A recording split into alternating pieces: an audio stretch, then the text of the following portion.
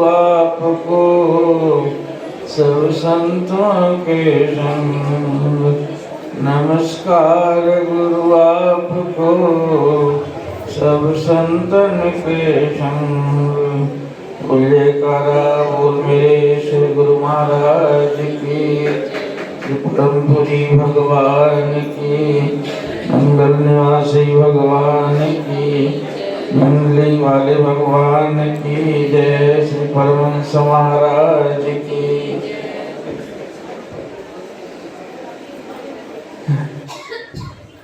एक पुण्यात्मा के स्वधाम गमन की इस मार्मिक बेला में दूर दूर से हम संत और भक्तजन, दरबार के प्रेमी सज्जन यहाँ एकत्रित हैं। कहा तो जाता ही है कि संत मरे क्या रोइए जो अपने घर जाए, लेकिन वह घर चूंकि हमें दिखाई नहीं पड़ता, इसलिए ये शब्द तो किसी महान संत के होंगे जो उस घर को देखता होगा। हम तो नहीं देख पाते हैं, इसलिए शोकाकुल होना जरूरी है। मेरे भाई मुक्तानंद जी काफी काल तक गुरुदेव प्रभु के आश्रम में हम सबों के साथ सेवा करते रहे। उनकी स्मृतियां उभर उभर कर आती हैं।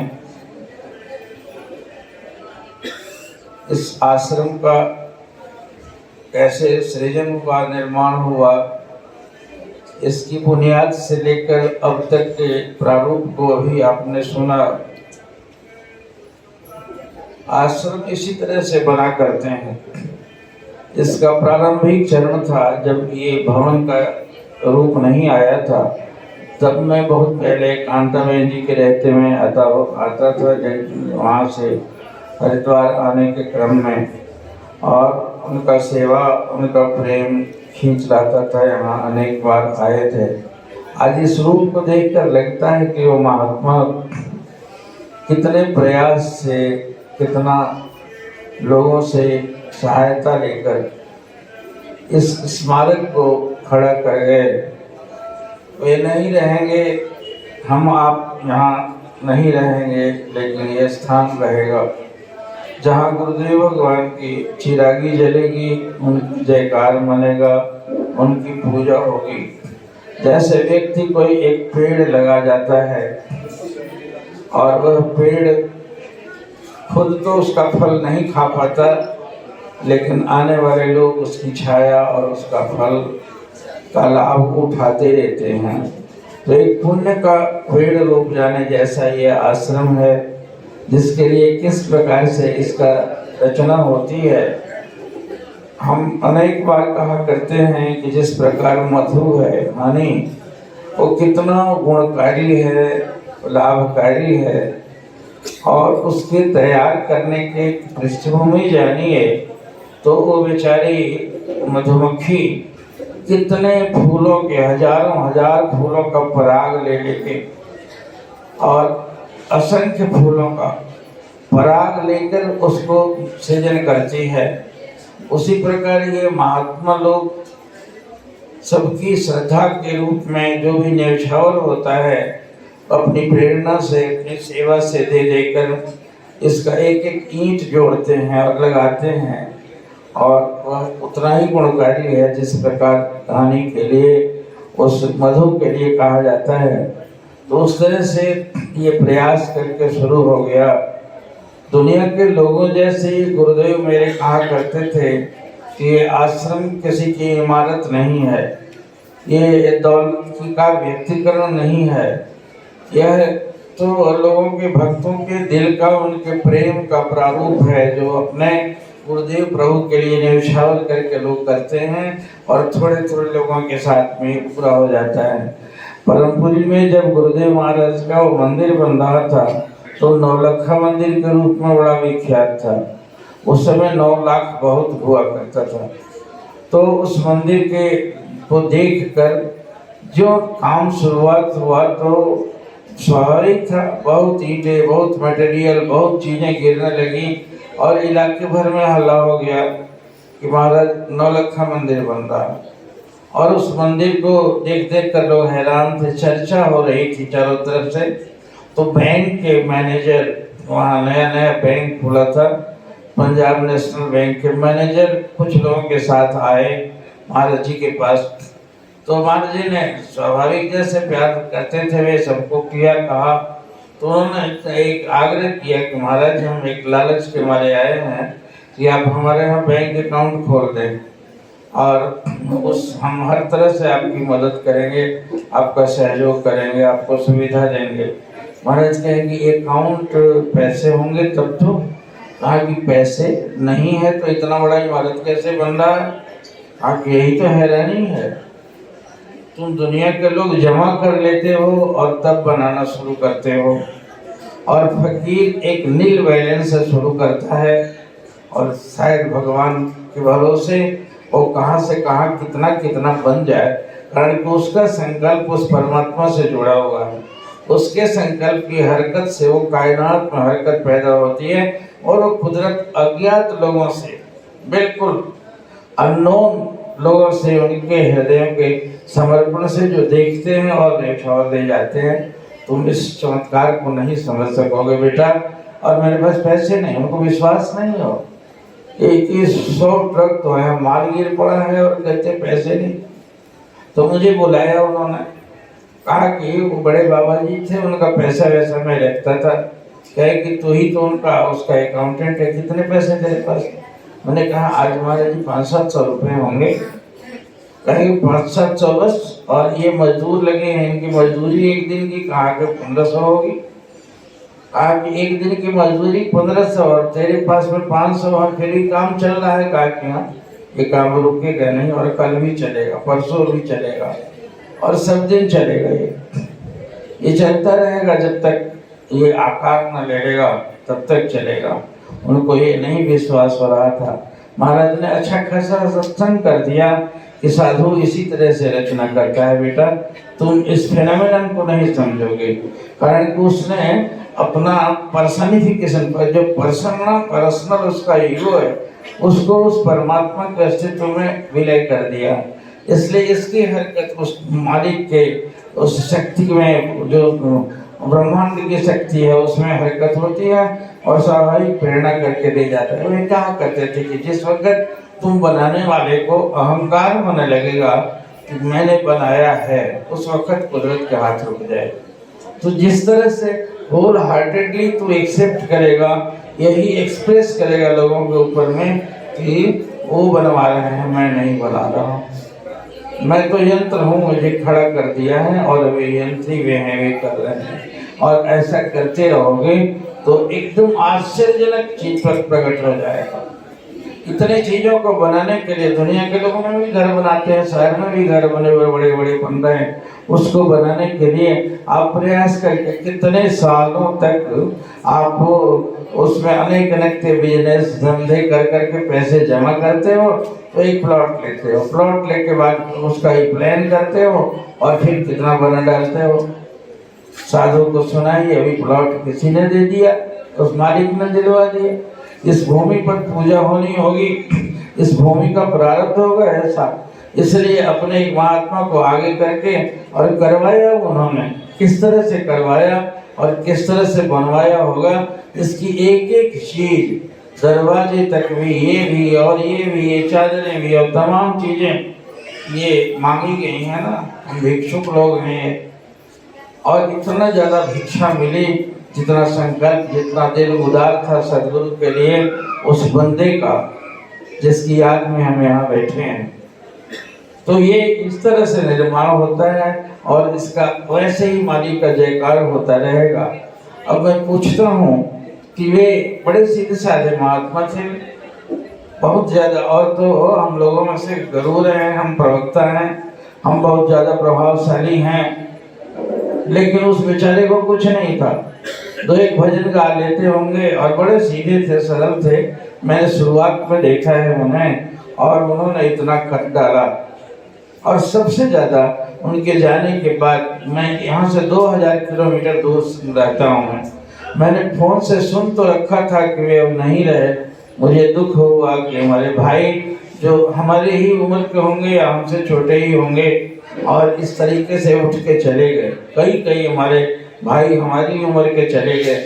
अब याद आया कि मुझे भी तो जाना होगा, लेकिन एक वक्त सोच लेना चाहिए आदमी को कि जिस दिन मैं नहीं रहूँगा, जिस दिन मेरी श्रद्धांजलि भी मनाई जाएगी, और ऐसा कोई कहने वाला तो नहीं है, छूट जाएगा जो कहेगा कि बड़ा शैतान था, मर गया तो अच्छा हो। एक भी यदि बचा तो जीवन असफल समझो। ऐसे हरकत कितने लोगों के अंदर में जो उनके वक्त नहीं आए होंगे, वे भी यहाँ पहुँच गए, ये भी वहाँ आ गए, उनकी नेक करने का प्रताप केवल। इसलिए अपनी करनी को संवारने की बात जो अभी कही गई, करनी संवारे आदमी। बड़ा हर कोई हो सकता है।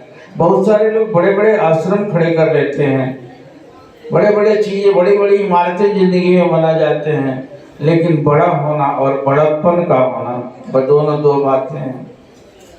और बड़प्पन तो सदगुरु के अनन्य अनुराग से मिलता है, निश्चल प्रेम से मिलता है, और वह मालिक बड़प्पन की चीज देते हैं अंदर में। बहुत सारे बड़े तो हो जाते हैं, बड़े तो सेठ साहूकार बड़े हैं, बड़े तो तमाम एमएलए और एमपीज बड़े हैं, बड़े बड़े नेता बड़े हैं, बड़े बड़े लोग कंट्रैक्टर्स बड़े हैं, वो बड़े कहलाते हैं। लेकिन बड़प्पन तो संत चरणों से मिला करता है।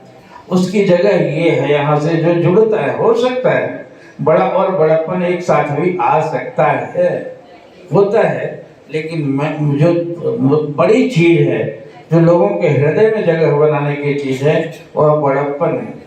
वो बड़प्पन यदि नहीं है तो ये बड़ा होना बेकार हो जाता है। तो ये महात्मा जन बड़प्पन के धनी होते हैं, बड़प्पन होता है। आज कहा जाता है जिन लोगों को यहाँ से जोड़ा है वे जुड़े रहें, बाद में और लोग भी देखा देखी जुड़ेंगे और उस महात्मा को पुण्य जाएगा कि गुरुदेव के इस अनजाने जगह पर एक स्थान, एक मंदिर कायम कर गए वे, और इस कारण आज इतने लोगों के हृदय में जगह है, जो आज उनके स्मृति दिवस पर उनको याद करने के लिए भांति भांति जगहों से, जगह जगह से आ गए हैं और बैठे हुए हैं। प्रकारांतर से सब लोग श्रद्धांजलि तो दे रहे हैं। श्रद्धांजलि हमारी भी उनके नेक करनी को, उनकी सत्कृति को, सद्गुरुदेव भगवान के लिए उनके न्यौछावर को, समर्पण को मैं हृदय से प्रणाम करता हूँ। आज के दिन वे भाई मेरे ही उम्र के थे, मेरे बीच से चले गए, कभी मेरी भी बारी आएगी, ये याद करने का दिन है। यही भूला रहता है आदमी। उस कहानी को मेरे परम प्रभु कहा करते थे कि एक आदमी जो जंगल को गया था, उसे प्यास लगी थी, वहीं एक महात्मा के पास में एक सिंहनी आ गई। सिंह की मादा सिंह जो होती है वो आ गई। महात्मा ने उसका दूध दूहा और दुहवा को चुपचाप चली गई। महात्मा ही थे वे, तो कायनात के सारी चीजों को काबू कर लेते हैं वे लोग, और वे आके दूह गए, चली गई। थोड़ा सा उसमें से दे दिया राजा को भी, और बाकी गटागट बाबा पी गए। और वह राजा जब घर को गया तो उसे इतना जोश आया, इतना जोश आया, उस जोश के मारे भोग विलास में मस्त रहा और एकदम मस्त होके इतना आनंद आया, कहा कि कल चल के बाबा से थोड़ा और मांगूंगा, ये तो इतना बढ़िया है टॉनिक है। और साथ साथ उसको शंका हुई कि चुटकी भर पीने से तो मेरी ये हालत है, मेरे पास तो भोग विलास के तमाम साधन है, उस साधु के पास तो कुछ नहीं है, वो पूरा पी गया, उसको अपनी वासना को कैसे काबू कर पाता हो। जरूर शंका है, और बाबा जो भीतर से ऐसे गड़बड़ आदमी लगता है। मैं चल के पहले पी लूँगा और कल पूछूंगा उससे। और दूसरे दिन गया, कहा कि क्या हाल है भाई, बाबा ऐसा अच्छा टॉनिक दिया, थोड़ा आज ज़्यादा दे दीजिए, बहुत मस्त रहा मैं। तो उसने दे दिया, बाबा ने लो पी लो। उसके बाद उसने कहा कि एक उत्सुकता जगी, एक डाउट हुआ है आपके ऊपर में कि आप उस तेज को, उस गर्मी को कैसे पचा पाते हो खुद उतना अधिक पी के। बाबा ने कहा छोड़ो, कुछ होगा मामला। कहा नहीं, विश्वास तो नहीं होता उतना जोश आप कैसे करते हो, तुम आप फकीर साधु हो, कोई साधन नहीं है। बाबा ने कहा चलो जाने दो, मैं करता हूँ, तो रोज आया करना, पी लेना। और हाथ बढ़ा के जरा देखा तो उसने, बाबा ने ऐसे मुंह बनाया, कहा कि अरे बड़ा गड़बड़ है। कहा कि क्यों बाबा, कुछ जानते हैं क्या? थोड़ा जानता तो हूँ, हस्तरेखा जानता हूँ। कहा कि क्या है? 7 दिन में मर जाओगे। एकदम चेहरा उतर गया। 7 दिन में? अभी तो मेरी उम्र 30-32 साल की है, थोड़े दिन पहले तो राजगद्दी मिली है। आगे ये सब कुछ भी हो सकता है, लेकिन 7 दिन में मरोगे जरूर। अब एकदम कहा बाबा कोई उपाय नहीं है। और चल गया घर को गया। सारा दूध फूल पीना तो उसको भूल ही गया। वहां गया, बिस्तर पर बैठा, कहा कि महल भी छूट जाएगा। पत्नी आई, उसको पकड़ के रोने लगा कि अब तो मैं 7 दिन में जाने वाला हूँ। बेटा आया, कहा बेटा इतने छोटे हो और मैं 7 दिन में जाने वाला हूँ। मंत्री आया, कहा कि सब संभालना, मैं तो 7 दिन में जाने वाला। और वो फिर 6 दिन, 5 दिन, 4 दिन, 3 दिन, 2 दिन हुआ, 1 दिन बचा तो एकदम खाना पीना छोड़ के सूख गया राजा। और इस तरीके से बिल्कुल सूख गया जैसे मरी गया जिंदे। और 7वें दिन तो उसकी नाड़ी पकड़े जाने लगी, डूब के चल रही थी नाड़ी, और लगा कि बस अब गया। रानी को रिझाने के लिए कुछ लोगों ने कहा मैं यज्ञ करता हूँ, मैं मृत्युंजय पढ़ता हूँ, मैं ये वैद्य देना कि मैं ये औषधि देता हूँ, ये बच जाएगा।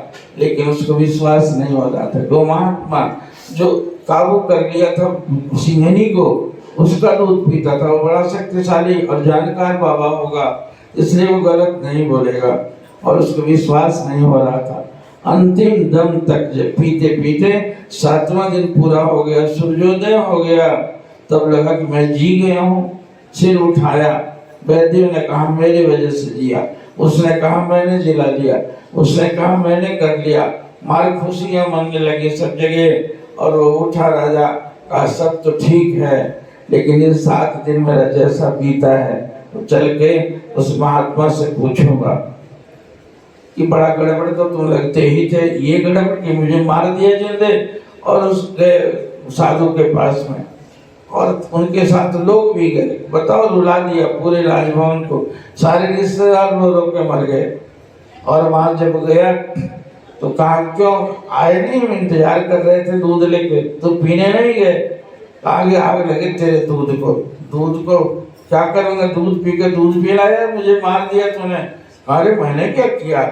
आगे 7 दिन में मरने को कहा था, आज देखो 8वां दिन हो गया। आगे अब भी कह रहा हूँ 7 दिन में मरोगे तुम। कहा अब भी कर रहे हो? आज 8वां दिन हो गया। कहा कि हाजी छोड़ो 8वां दिन 9वां दिन, कौन दिन होता है, लेकिन तुम 7 दिन में मरोगे।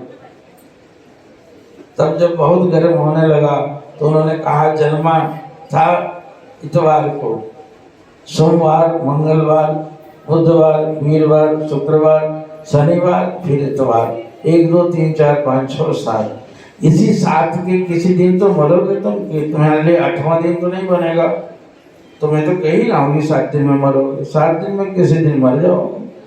अब कहा कि आज बाबा ये पहली बुझा के मुझे तो मार डाला, इस तरह से तो तूने कहा नहीं था, मैं तो यही कहा था मैं 7 दिन में मर जाओ। और उड़ गया। उसने उत्तर दिया बाबा ने, उस दूध पी के अपनी गर्मी को पचाने का एक ही गुर था कि मैं मृत्यु को याद तुम्हें किया तुमने, इसलिए सब राज का तमाशा और दूध का प्रभाव भूल गया।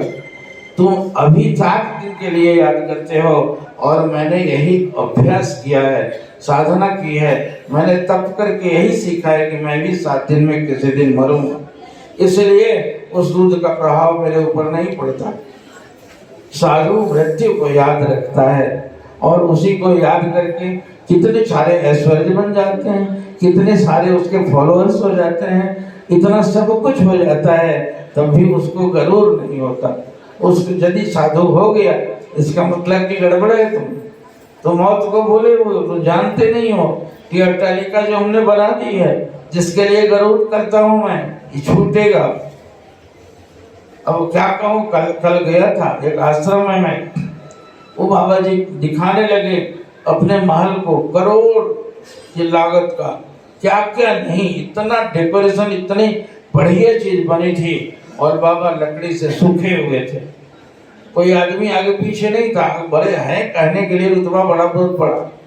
और उन्होंने दिखाया दिखाया दिखाया और वो दिखा के खुश हो रहे थे। और मैं सोचता था कि ये बाबा मर जाएगा तो छूट जाएगा, बड़े श्रम से बनाया है, छूटेगा। इसको दिखा के गर्व करना तो मूर्खता है। उस राजा को जिस तरह से मृत्यु भूल गई, याद आ गई और उसका जोश भूल गया, उसी तरह से दो बातन को भूल मत जो चाहो कल्याण, नारायण एक मौत को दूजे श्री भगवान। परमात्मा को और भगवान को याद करो और मौत को याद रखते रहो। सत्संग यही सिखाता है, सदगुरु यही सिखाते हैं। अपने गुरुओं के इतिहास को पढ़ें, चुटकी बजाते हुए वे लोग गए, मौत को जैसे जीत के मुट्ठी में बने बैठे हों, और ये आंखों देखा, अपने गुरुओं के इतिहास को देखा। उन्होंने कहा यदि मेरे इस सत्य को, मेरे इस उपदेश को, ये सार को तुम समझोगे तो तुम भी जीतोगे, तुम भी दहाड़ते हुए जाओगे, हंसते हुए जाओगे। नहीं यदि भूल गए इस मैं मेरा और तू तेरे में, तो यहीं फंस जाओगे बेटा, रोते हुए जाओगे और यहीं आके तुम्हें चूहा बनना पड़ेगा इसी का। साधु सदगुरु का उपदेश ही इसी तरह से जीता है। प्रतिपल उनकी याद में जैसे ही पहुंचता है, वे संदेश देते हैं कि बेटा तू इसको जीतने के लिए आया है, इसके सामने हारना मत, और सब कुछ कर करा के भी तो जीतना, और यहाँ से चुटकी बजाते हुए जाना। संत का महाप्रस्थान वैसा हुआ करता। तो खैर बड़े लोगों की बातें हैं। आज अपने उस सरल बल्कि सीधे और इस तरह से समर्पित गुरुदेव प्रभु के लिए इस प्रकार प्रेम से आकंठ भरे हुए 2-3 साल पहले पंचकुला में उनका मिलना हुआ था। मुझे बार बार याद आ रहा था। भोले भाले थे, सज्जन थे, सीधे थे, बहुत ज़्यादा कोई गरूर नहीं था, बहुत बड़े महात्मा होने का, बहुत बड़े प्रवक्ता होने का ऐसा कुछ भी नहीं था। ये चले गए। उनकी सरलता ने इतने लोगों को खींच लिया है, शायद अपने व्यवहार से ऐसा किसी को नहीं करके गए होंगे जो उनके जाने की खुशी मनाए। जो कुछ भी सुनेगा, जो कोई भी सुनेगा, उनके उपकार को, उनकी सरलता, सज्जनता और साधुता को, उनके गुरु प्रेम को अवश्य प्रणाम करेगा। इस अवसर पर उनकी सत्कृति को, उनके सदाचार को और उनके सदगुरु के प्रति प्रेम समर्पण को मैं भी आज इस अवसर पर नमन करता हूँ। हरिओम तत्सत। गुरुदेव सदगुरुदेव भगवान की जय।